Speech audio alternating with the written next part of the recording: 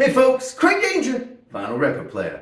Oh, today we're talking about 1970, answering the question that I believe is on everyone's mind, and that is 1970 the best year in music ever? I mean, a lot of evidence in that direction, friends. I would point you to the explosion of hard rock, perhaps also a massive roots rock revival, and let's face it, soul starts to get real good. So, you know what? I'm not going to talk anymore. I'm just going to warn you of one thing. When you're hanging out with the Craig Danger, you got to buckle up.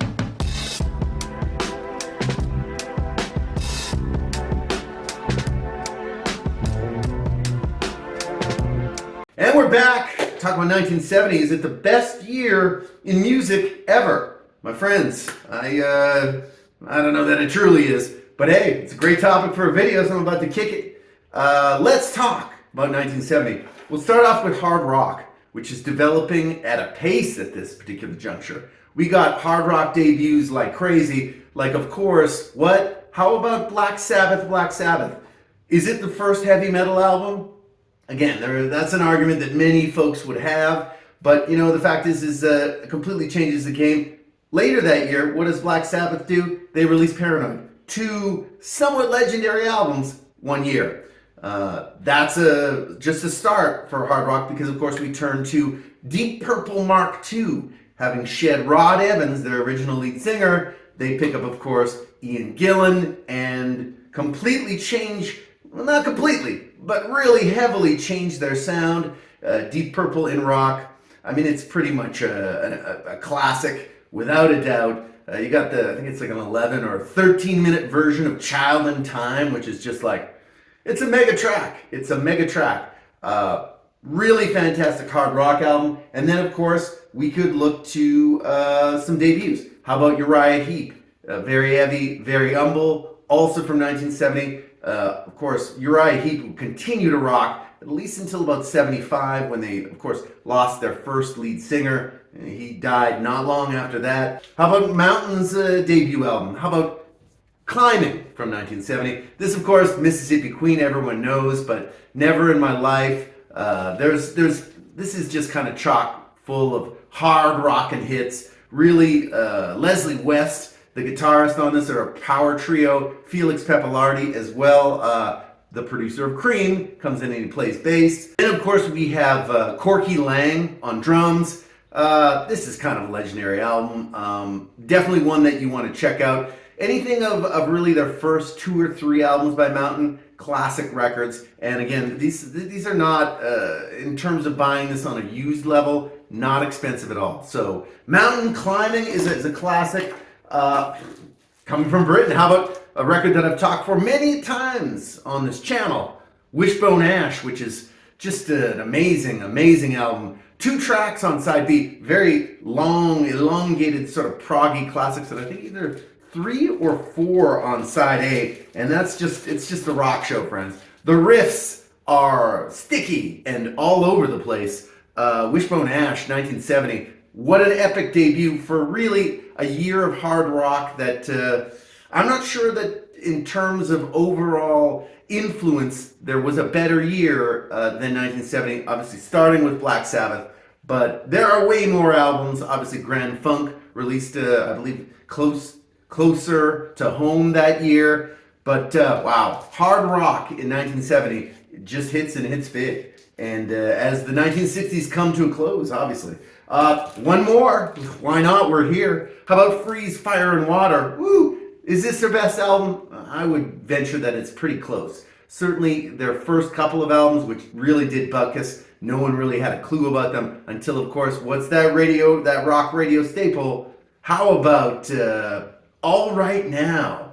But this album, I think, in terms of quality, is their most consistent album. But I would look to this. I would look to their first 2 albums, which, of course, is Tons of Sobs and Free. And then I would look to that last album. How about Heartbreaker, which is also a really good album. But in my opinion, 1970, wow, Fire and Water can only be Free. And just as a little bit of a note, in the comments, let me know what makes 1970 the best year in music for you. What records from 1970 blow your mind? What is it about 1970 that you feel really maybe wasn't the best? I'd love to hear about it in the comments, and of course, like and subscribe. Particularly if you could subscribe, that would be fantastic. We're kind of stuck here, and again, I would like to we want to keep growing the channel so we can hand it to people, Craig Danger style. Number 2, let's talk about numbers. How about the number of do a little bit of math here on the Danger channel? But shocker to me was the fact that in the United States in 1970, a total of 4,000 albums were released to the public, which it's got to be a bit of a high watermark. Just to give you a little bit of a sense, in 2023, apparently, there were roughly around 1,100 albums released in the United States. And, you know, that's not counting your super indies, etc., etc. But just giving you an idea, just the sheer volume of music that was coming out at that particular point. Then, of course, obviously, also 5,700 singles. So it was a mega year for records. Certainly this was a little bit before corporatization started to basically consolidate the industry, and a lot of those indie labels started to fade out, which by 75 was kind of the way the business was working. But in 70 it was still a little wild westy, and wow, a lot of fantastic records being released. Number 3, let's talk about how about epic live albums from 1970. Obviously, one that has to be mentioned in pretty much every conversation about classic live albums. You can only speak of what? How about The Who Live at Leeds? Known in pretty much across the board. Again, if you got another opinion, let me know. But pretty much everyone is calling this the best live record ever released. And certainly I actually just took a listen to it on the streaming. Don't have a physical copy, but wow, I'm convinced. Heavy record, but really fantastic sounding. The question is how much overdubbing was done on that, but I feel like maybe it wasn't a lot. What else? How about the Rolling Stones' best live album, Get Your Ya-Ya's Out, also from 1970. This, of course, is going to introduce amazing and really, in my opinion, best guitarist the Rolling Stones ever employed, which, of course, is Mick Taylor. The thing about the 1969, 1970 Rolling Stones is they were just a rolling Sherman tank groove machine, where their live music is just so much better than the stuff on the records. Just in light of the heaviness of you know what you're hearing, that is a lot in place on Get Your Ya-Ya's Out, and certainly the version of Stray Cat Blues is just.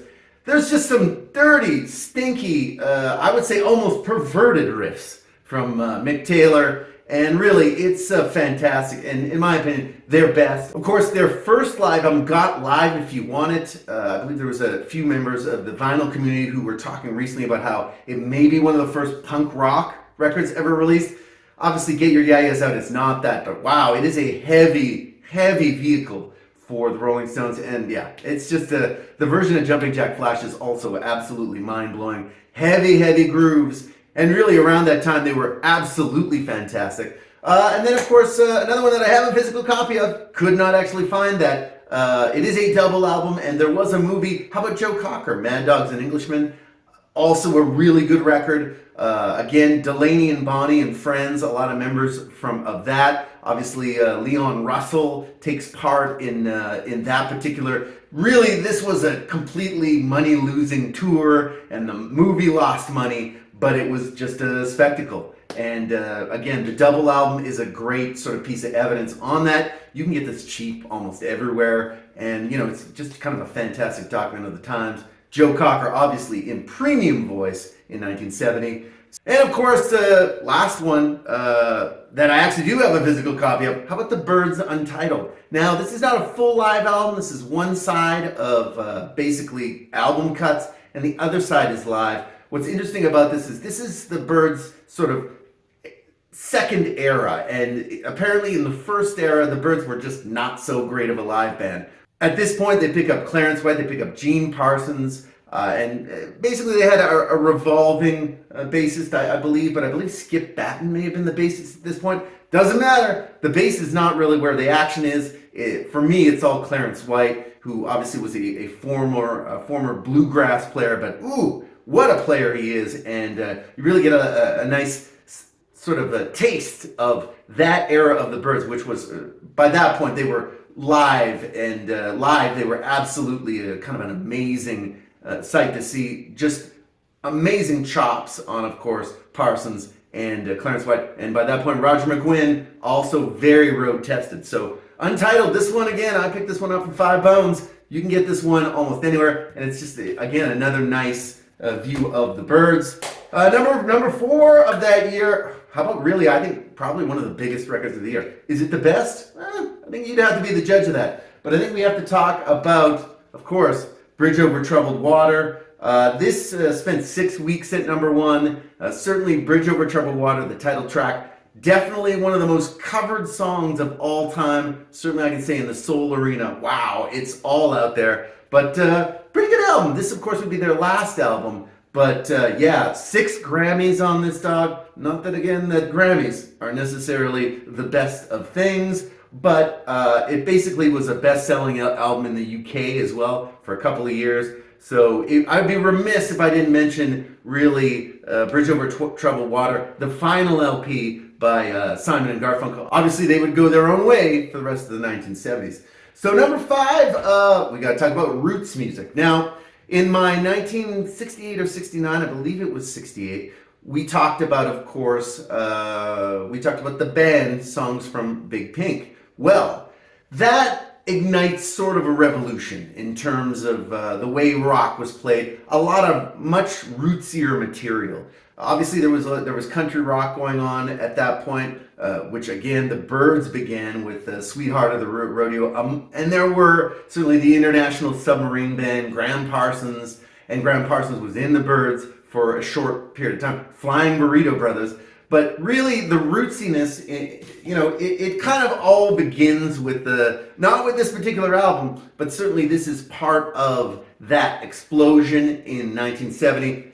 New Morning, good album by Bob Dylan. Not his best, and there's certainly a few tracks on there that you're like, oh, I think I could do without that, Bob. But again, really kind of emblematic of the rootsiness of the time. 2 classics from that era as well. Obviously, American Beauty, the Grateful Dead, legendary album, must buy really. Even if you're not a Grateful Dead fan, this is not your regular let's jam out for 16 minutes type of business. This is all very tight songs and great rootsy stuff. Of course, one of my underrated albums of that year, the second one, Working Man's Dead, which is also a legendary Grateful Dead album. As of this video, actually, R.I.P. to Phil Lesh, original bassist, actually just passed, I think, about a week ago, which obviously tragic. He'd had some health problems for quite a while, but R.I.P. to Phil Lesh, one of the original, and actually there's not a lot of original Grateful Dead members left, to be fair. Remiss also if I didn't talk about this album. How about 1970s Delaney and Bonnie and Friends on tour with Eric Clapton. Now, of course, Eric Clapton, the story behind this is Eric Clapton and Blind Faith are on tour in the States. They're touring with Delaney and Bonnie, and basically Eric Clapton takes a bit of a liking to weirdo Delaney Bramlett, and they kind of become friends, and he also, again, feels that pull from the band songs from Big Pink, and then of course their second one, the Brown album, the band, and decides that maybe he wants to get into a more rootsy flavor. After obviously Blind Faith is not a rootsy record at all, it's more of a bigger super group rock record. But so he ends up going actually on tour in Britain with Delaney and Bonnie, who are getting kind of big there. Also that same year, a little bit later, obviously, Delaney and Bonnie, or to Bonnie from Delaney and Bonnie and Friends. Of course, Duane Allman on this record, Jim Gordon on drums, Eric Clapton also playing on this record. Kind of a bit of a superstar affair, and I actually have done a ranking of the Delaney and Bonnie albums, which I'm going to redo because it's a little slow paced, friends. Watch it on 1.5 if you could. But I call this basically their best album, or at least very close to their best album. Of course, their last album is also amazing, but this is their second last album, and I guess Motel Shot would be their second last. But whatever the case, this one's a legendary one. worth buying as well. And then, of course, here's another Delaney solo album. Actually, it isn't, but you know what? Eric Clapton records and releases his first solo album. And who produces? Delaney Bramlett, of course. So what does that mean? That means that there's some Delaney penned songs on this, but basically it kind of sounds like a Delaney and Bonnie record. And you know what? I don't hate that at all. It's actually quite good, and I think this is kind of an underrated album because of the fact that it sounds like a Delaney solo album, but Delaney solo albums were a little patchier. This one is kind of good cover to cover, and yeah, this one, you can get this one almost anywhere too. But like I say, and actually you can see on the back just the strength of the band. It's basically Delaney and Bonnie and friends recording and doing the backing track for Eric Clapton. But yeah, this is a really good album, and certainly I don't have a lot of Clapton albums, but that one is fantastic. So that was basically my look at the Roots explosion of that particular time. And of course, what do we have to talk about in terms of actual live events? Well, naturally there would be, for number 6, there would of course be the Isle of Wight Festival. This would be the second year for the Isle of Wight Festival, and obviously the lineup is giant. It's bigger than it was in '69. Huge United Kingdom festival, and obviously fantastic stuff. But I'm instead going to turn my focus to 1970s, the Festival Express, a 3-date train-led festival across Canada with appearances in Toronto, in Winnipeg, and in Calgary. And of course, the Festival Express is on a train. It's on a Via Rail train in Canada, and a bunch of rock artists get on a train loaded up with booze and drugs, head across Canada, and listen to this lineup. The lineup included, of course, the Grateful Dead, Janis Joplin, The Band, the Flying Burrito Brothers, the Guess Who, Delaney and Bonnie and Friends, among other. I believe also Buddy Guy played at that as well. Great documentary on this, by the way, from 2003 called Festival Express, which is just some fantastic footage from on the train. I mean, basically, it was just a mess. Everyone's getting hammered, and it's crazy, and they're having to stop places to reload the train with liquor. Just absolute hedonism. But, as a matter of fact, one of the kind of interesting things, the old mother of Craig Danger actually was at the Festival Express in Winnipeg, as a matter of fact, which is kind of awesome, actually. I was kind of blown away that my mother is that cool. But you know what? She is. She really is. She was actually at that date in Winnipeg. But I think it's just kind of a legendary lineup. And, you know, like I say, take a look at that 2003 documentary. It's probably available on Prime and Netflix and stuff like that. But wow, it's a really beautiful document of the time. And it's basically a lot of shots of, a few shots of jamming, but basically a lot of mayhem on one Canadian train. So of course that's number 6. Again, also fitting in with that rootsy sort of feeling. All of those artists kind of on the Roots tip. But then obviously for number 7, we got to get to Soul, which, Soul turns the corner in an absolutely beautiful way, in my opinion. The productions get bigger, the budgets get bigger, and wow, there's some good ones. Just a few debuts just to start us off. How about Bill Withers, Just As I Am, Ain't No Sunshine on this, Grandma's Hands, Harlem, so many good songs. In fact, this is kind of the only one I've got a hard copy of, but I wouldn't really have it any other way. This first one from Bill is just a really legendary album. Of course, the next one, Still Bill, which I believe is maybe 71, 72, also fantastic. But this one, it's a killer. And then Who Leaves the Impressions? How about Curtis Mayfield? And he releases Curtis from 1970. Oh, so classic, so good. Really, really kind of a cool little gatefold in this one too, with Curtis in the. No one's macking a yellow suit like Curtis is macking a yellow suit. Let's be honest. But also, really kind of a cool sort of gatefold with him with his kids, and everyone's just chilling. And then a great shot of him on the back. Curtis from 1970. This is where Curtis starts basically taking over soul in his own way. Really, really fantastic stuff. So we got Curtis. And then, of course, if you noticed on the shirt, how about, Roberta Flack, Chapter 2. Might be my favorite although First Take would from 1969 would be a huge sort of competitor to this one, but Chapter 2, Roberta Flack, in my opinion, one of the best sort of song stylists of the 1970s. 1970, Chapter 2. This one is well worth the pickup and also not expensive. Swamp Dogg! Swamp Dogg, Total Destruction of Your Mind. How about his debut? Not a lot of people know about the Swamp Dogg, but he's fun. I think his name is Jerry Williams. He was behind Doris Duke's I'm a Loser album, which I believe is from 69 or 70. But also, he's just kind of a character on his own. But you know what? Great songwriter, great producer. And he released a bunch of really kind of weird looking albums. A lot of strange covers for the Swamp Dogg. But this album is really, really good. And then, the breakthrough, in my opinion, for Syl Johnson. How about Is It Because I'm Black from 1970?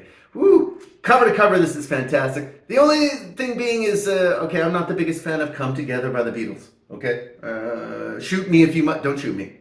But, yeah, he does a great cover of it. But again, I'm not the biggest fan of the song. But the rest of the song, especially that 7.5 bluesy title track, Is It Because I'm Black? Oh, the pain, the ache coming off of that jam is kind of incredible. But Syl Johnson, really an album that, in my opinion, is kind of a must-have soul album from 70. And again, very bluesy. This is probably his most bluesy soul album. Well, want to talk about the times? How about War and Peace? Edwin Starr featuring, of course, War. What is it good for? That would be Edwin's giant breakthrough, which I believe it spent a few weeks at #1 as well, which is a little surprising. Very political for the time. But you know what? And this would obviously be his biggest break. There would not be a lot of hits after War for Edwin Starr, but this album is actually a fun album. Very good. Willie Hutch, of course, releases an album that no one buys. And it's called Season for Love. It basically is him creating sort of a warmed over radio soul album. But you know what? It's still classic Hutch. Not as funky as Soul Portrait from 69, nor Fully Exposed from 73. But this one is got some great love songs, well produced by John Flores. Another classic soul LP from 1970. And those would be my main soul. Of course, for number 8, we got to talk about Aretha Franklin because it's the 1970s and it's a new decade. Of course, Spirit in the Dark, kind of always seen as one of her super classic LPs. I think it's good. This, of course, continues the Arif Mardin, Jerry Wexler period, which is really Aretha at her peak. That would continue only until 72, but Spirit in the Dark is a fantastic example from 70. And then, of course, my favorite, which is never really seen as her best from 70, but I think this one is. I mean, you got the title track, but most importantly, her version of Dark End of the Street is just absolutely, it's the ultimate version. There is no version that's better. I'm well convinced now. Really one of my favorite songs ever. Her performance throughout this record is just absolutely fantastic. So Aretha, 2 super legendary albums in 1 year. Again, like I say, this is a pattern that started in 67, 68, didn't do it in 69, but wow, in 70, really fantastic stuff. And then for number 9, how about a little bit of sophomore punk? 2 sophomore albums, 1 year, both kind of legendary. First, I mean, I can only speak to just the amazingness of this. I had this on compact disc back in the days. I do not have a vinyl copy because it ain't cheap. The Danger is definitely cheap. But you know what? How about the Stooges Funhouse from 1970? Ooh, so good. And again, really sort of stretching out a lot more than they did on that first record. The Stooges, I believe it's the Stooges from 1969. I think it was 69. But anyway, whatever the case, Funhouse is TVI, Loose. So many great songs. If you're a person who likes hard rock or punk, but particularly punk, this is one of those records I think that is definitely sows the seeds of punk. This is punk at its very beginning. This album, of course, would be 6 years before the Ramones and 3 years before the New York Dolls. So this is very kind of classic. And then, of course, the second album by the MC5, Back in the USA. Certainly, the first album was it was a live album. So it was an odd choice to release a live album as a first disc. But obviously, Back in the USA, again, two albums that really, in my opinion, kind of set the foundation for punk, which of course would come more later on, more around the 77 era. And then we're going to cap it off. We got number 10 here, and this, unfortunately, I'm going to end in a little bit of a somber note. What can I say? But this was really a tragic year for rock and roll and also for soul, in a sense that basically in 1970, starting in early September, at the age of 27, Alan Blind Owl Wilson from Canned Heat actually passes away. Kind of went off somewhere. I think it was a drug thing, died. What happens 15 days later? One of the most pioneering and really most cherished guitarists and really songwriters, singers in really history in terms of rock and roll, Jimi Hendrix, on September 18th would pass. Huge, obviously. There are many who believe he had just begun, and he was just an obvious and terrible, tragic loss. Also dying at 27. And then for the three-pack, which is a three-pack of kind of absolute sorrow, October 4th would bring us the death of Janis Joplin. Also, she was well known, and certainly you'll get a taste of that if you do see the Festival Express documentary, but she was well known to be a heavy, heavy partier. Certainly, again, to me, Janis Joplin is the white version of so many better singers, like your Etta James, like your Aretha Franklin.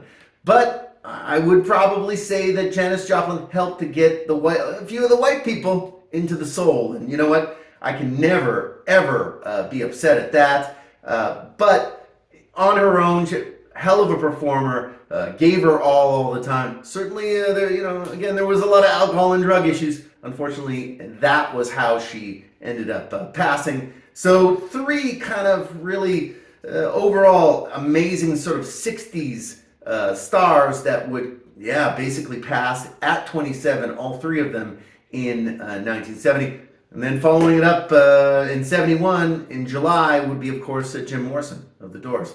And that's it. That is my evidence in terms of why 1970 just might be the best year in music ever. Let me know in the comments. Like, subscribe if you're still here. Please subscribe. It doesn't hurt. I'm kind of stuck at a certain number. Let's just say I've been stuck there for a bit. Subscribe if you haven't. Would love to see you come back. But I will say thank you for watching Craig Danger, the vinyl record player, and I'm just going to go ahead and I'm going to see you on the next one.